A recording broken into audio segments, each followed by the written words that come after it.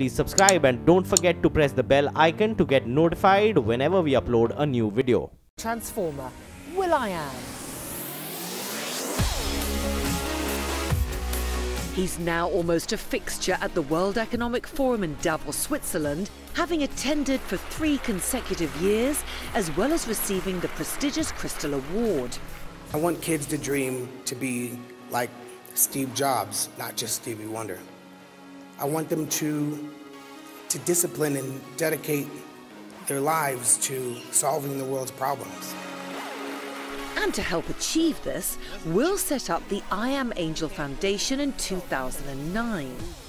The charity identifies and helps young underprivileged students, providing college scholarships, college preparation, and a focus on STEAM education, which stands for science, technology, engineering, arts, and mathematics.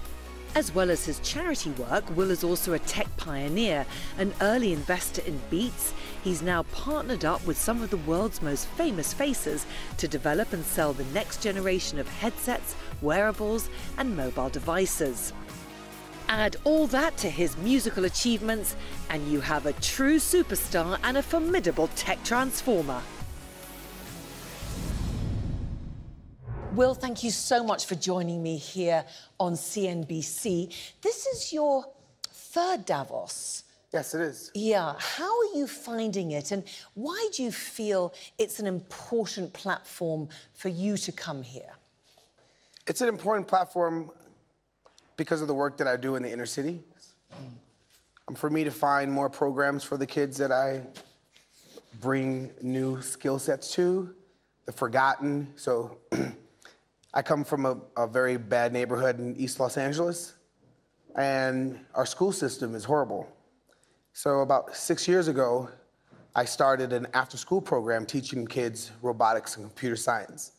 So every year I like to travel and find more things for our kids to get in and around, mentors for them to push them and encourage them towards dedicating themselves in a STEM curriculum. So coming to events like this, when you're immersed in a little mountain where you have a whole bunch of different folks from the private sector, corporations, governments, NGOs, you get to network, and my kids need me to do this. Will, you, of course, were a recipient of the Crystal Award for your work with your foundation. And you've just been saying that the platform here is very good for that. But there's been a lot of criticism about Davos, about WEF being too elitist, and one of the big topics is inequality. Do you feel that that criticism is unfair? It's fair, but it's not fair. It's both. The reason why it's a fair criticism, it just so happens that the people on the mountain are of the 1%. But then there's a lot of folks that are on the mountain that do their part. Yeah. Bill Gates does his part. So that's the reason why it's not fair. And there's a lot of companies, corporations that they do their part. Salesforce does their part. So although there's folks that come to the mountain that don't do their part, and that's the reason why I feel, to have everyone on the mountain sharing the things they do, folks that come with an open mind on wanting to play more of a role in solving problems as well as making money. So like I said, it's both. And of course, the topic of inequality is huge. Will, what is your take on it? Your foundation works to bridge that gap. My foundation works to encourage and empower the forgotten, and it's something that I know I could accomplish that. If my mission is to find 2 or 3 kids out of gathering 60, then I'm doing my part. I started with 60 kids. Every single one of those kids graduated last year with a 3.5 grade point average. They're all 70% of those kids are going to school for computer science, robotics, and engineering. And that was 6 years ago when I started with 60 kids. Now I have 500 plus kids. And I want to scale the work to other areas that resemble the conditions of my neighborhood. Talking about your neighbourhood, Will, and I know from our previous interviews and conversations together, you know, you come from Boyle Heights. You've talked a lot about how influential your mother was in getting the education for you. Do you think that's really what motivated you? Was it your childhood experiences, do you think? It really was going to Brentwood Science Magnet, going to a science magnet school at 7 years old, being bused to and from my old ghetto 2 hours a day. So that's like living in London, sending your 7-year-old kid on a train to Paris to go to school. Like living in Brixton, sending your kid to Paris. 7 years old. I asked my mom, like, what were you thinking sending a 7-year-old to school 2 hours away from home? You didn't even have a car to pick me up if something would have happened. Yeah. And her response was, with the drugs and the gangs in the neighborhood, you're safer going there. And going to school, learning oceanography, physics, science, computers at 7 years old until I was 18 changed my life. And I thank my mom for making that sacrifice. Well, but just tell me about the 7-year-old boy that was on the bus for that amount of time. What were you feeling back then? It felt like going to sleep on the bus. I mean, if I was to go back and be like, you know what it felt like, I'll be BSing you. I don't know. I was 7 years old, sleeping on the bus, going to school. But I remember the first day I realized we were poor. There was a canned food drive. Philanthropy changed my life, and it's the reason why I do so much philanthropy now, now that I'm successful. There was a canned food drive. The school said, come to school with canned food so we could give it to the poor. So I went back home and said, Mom, we have to collect canned foods to give to the poor people. So my mom laughed at me. Boy, you ain't going to school with no food. And then that Thanksgiving, all the kids, a couple of kids from my neighborhood came with a box of food. And we were the poor kids. They gave that food, the whole school. We won that prize. And I remember what it felt like, because when you're poor, you don't know you're poor. Everyone's poor in your neighborhood. But to see the outreach of the kids from the rich neighborhood bringing my family boxes of food made me realize, wow, we're poor. You know, and it's a wake-up call when you have to go to school and the rest of your kids know that you're the poor kid.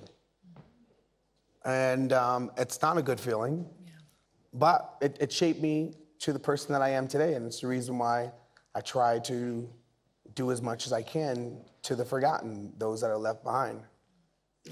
And when you got your global success with Black Eyed Peas, Will, what did that feel like to you?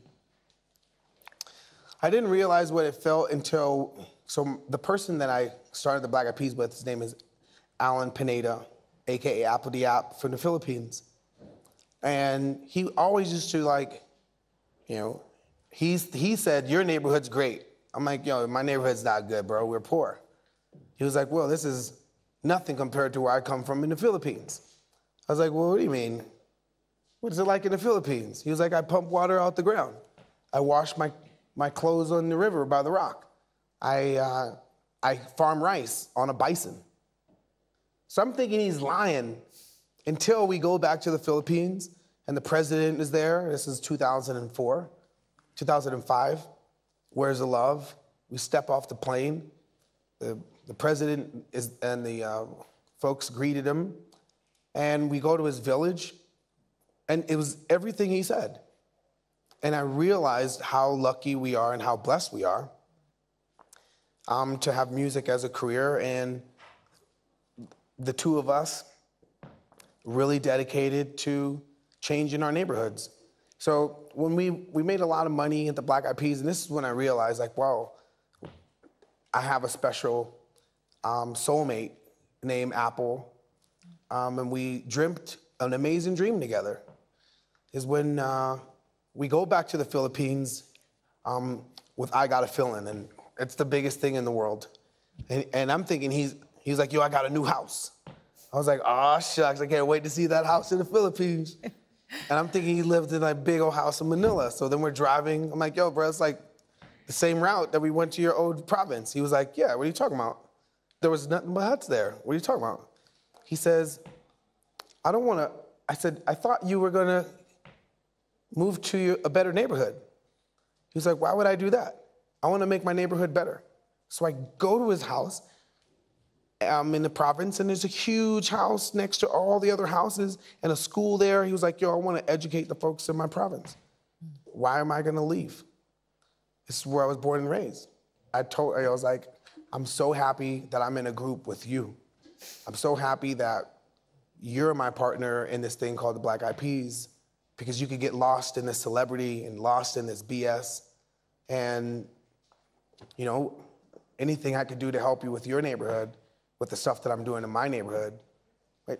Two poor folks, different extremes of poor, that our dreams were music. And he's here today at Davos. He came really to check out. I was like, look, you need to be a part of this community, bro. Like, the work that you're doing in the Philippines with education in the province, you need as many partners as you can. And I know there's a lot of people on the mountain that would want to help you out. Stay with us on Tech Transformers. will.i.am runs me through all his new gadgets. We've created a pretty awesome voice operating system, an AI, a conversational engine, and audio products are the best way to experience our platform. So our headphones now are sold at every single Apple store. Kendall Jenner is a part of the company, as well as Naomi Campbell. And I tried to find folks that could play a role in I Am Plus the way that I played a role in Beats. A lot of people didn't know that I was an equity holder in Beats, one of the early members since the beginning. And when we sold to HTC first, I started I Am Plus, and then when we sold it to Apple, the team got bigger, we raised more money, and we brought more people on, like Naomi and Kendall. And, it's looking pretty bright for us. What about you? You spoke about AI there. Where are we going with all this technology? We're seeing so much going on now. Hacking, there was, of course, it was the Apple versus the FBI. What can we do about that? Well, we make it seem like this version of connectivity has been forever. So it's still in its infancy, and things will get smarter. And until then, the creators are to innovate and bring to market awesome things for us to save time. That's what I'm focused on. I try not to get distracted or discouraged on the things that we want to bring to market. Where is the future of tech? I mean, you're involved in it. You have companies within it. Where do you think it's going to take us? I heard a sentence 2 days ago, and I always knew it, and that was, data is currency. And if you're a big company that just sucks up and aggregates everyone's data on an app that's free, then yes, data is currency. Yeah. But the only people that are left out of being empowered by data are the people that are actually making it. Like, we make data every day. It ain't like it's benefiting me or other people like me or people like you and communities that you live in. So that is only benefiting companies. And so I think the big change is going to come when people own and keep their own data, and other data doppelgangers that are like them create new types of clusters. And those clusters and communities are better off keeping and doing with their data that benefits the community and the individual. We haven't seen that yet. We just see big companies get mega huge, really fast, and worth ultra billions of dollars for the sake of a free app. I think that would change soon. And that's what's exciting for me. And it's the things that we're working on as far as like giving people a personal AI. Right now, the intelligence on your phone doesn't really know you, right? So those are the things that we want to work on we're working on, and can't wait to show the world it. And what would you like that to be? What's the personal AI? What is your goal, Will? Well, without getting into it now, I would have to just show you how it works. I don't want to talk about how it works. So when we're about to launch, you know, you're my favorite person. Thank you. Definitely be showing you it. Still ahead, Will gives me his thoughts on what makes a true responsive and responsible leader. It takes the leaders to encourage the dreamers to create new jobs that's really going to bring about an amazing fourth industrial revolution, because it could be a bad one. Someone who has the ability to turn strangers into friends and friends into family. Someone that tries to protect the home and builds bridges. Someone who is looking out for the collective and not themselves. That's a responsible leader. That's a responsible leader, and building bridges, Will. Now, I hope I'll still remain your favourite person, but talking of bridges and walls, I have to ask... Whoa, you did that one. What your feelings are? You did publicly vote for Hillary, so I just want to ask you in general what your feelings are now. Me no speak English. You see? Okay, in Spanish then, tell me, we can translate it. Just your general feeling. So I have, like I said, I have 500 plus kids who, a lot of their parents, I come from an all-Mexican neighborhood. We're the only one of the only black families in the neighborhood. So a lot of the kids at my school are afraid that their parents will be sent back to Mexico. And they've done so much to keep themselves out of the streets. And so for those privileged folks, they don't know what that means. Because they'll respond and say, well, they're not supposed to be in the streets. But what would they be doing? It's not like we're making sure they have proper education and a good shot at a future. So for them to not do that default that puts them in harm's way and other people in harm's way to survive, and take a leap of faith and learn robotics and computer science and do the uncool thing and risk being bullied because no one in their age group are doing robotics and computer science, and then also have to worry and fear their parents getting sent back to Mexico. That's a lot for a 13-year-old, 14-year-old, 15-year-old to worry about, especially while they're in their neighborhood ducking bullets. So with that, I say we focus on the left behinds, the privilege, using their privilege to, bring upon a better life for those that are struggling. There's a lot of struggling out there in the ghettos, in the provinces, in the slums, even in the nice neighborhoods. It ain't like people are there, living comfy, when now we have supercomputers that's threatening everything. We need creators to create and dream up new jobs. Unfortunately, the old jobs, some of them might not come back. But I know we switched from the fourth industrial revolution to responsible leadership, but those two are hand in hand. Yeah. Because it takes the leaders to encourage the dreamers to create new jobs that's really going to bring about an amazing fourth industrial revolution, because it could be a bad one. Would you ever consider going into politics yourself, Will? No. No. I don't want to go into politics. I'd rather just do what I'm doing. And what you're doing, and just finally, of course, you have a collaboration, an exciting project with Black Eyed Peas, I believe, coming up this year. You have The Voice in the UK. You have all your tech innovatings coming up as well, and your foundation. Anything else you'd like to do to add to that list? Well, I really have like four full-time jobs. And that every day I wake up, it's a blessed opportunity, because I remember the day I was 19 years old, and my mom says, Willie, I think I'm gonna finally get a job now. I'm like, what? Why? Because the whole time growing up, my mom's on welfare.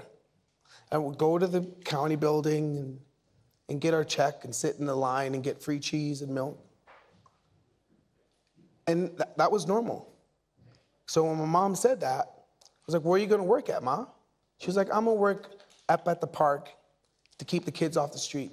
And so when I wake up every day and I see my reality, I think of the sacrifices my mom made by, it seemed as if she was putting me in harm's way, but really it was a blessing. And now I have these blessings. So I'm blessed to be able to have a philanthropic charity where we teach kids robotics, and have a company with 150 people. We have offices in Israel, Bangalore, India, and Singapore, and all the engineers that have chosen to work at I.am+. Even though, like, there's been a couple of misses, which is okay, because I'm not afraid to fail in public. I just look at it as I'm learning, and we still retain awesome talent. We have awesome investors. And music changed my life. That's another job. And being on TV is another job too. So that's 4 full-time jobs. Not bad. TV, being in the UK, I mean, that's the biggest show, one of the biggest shows, actually the biggest show in the UK. I'm sorry. It's a pretty nice, humble show. My mom would, like, I just got slapped by my mom by saying that. You got no business bragging like that. So the show's pretty nice. It does pretty well. So in theory, I should live in the UK. I do TV there. But every time I finish TV, I go back home to I.am+ and figure out between my entrepreneurial activities and making music. And I've chosen to, do music less, to build this business with my partners. And it's great. My mom, she sent me an awesome little text message yesterday, just to remind me how blessed we are. Well, Will, thank you so much for sharing that today. Ladies and gentlemen, will.i.am.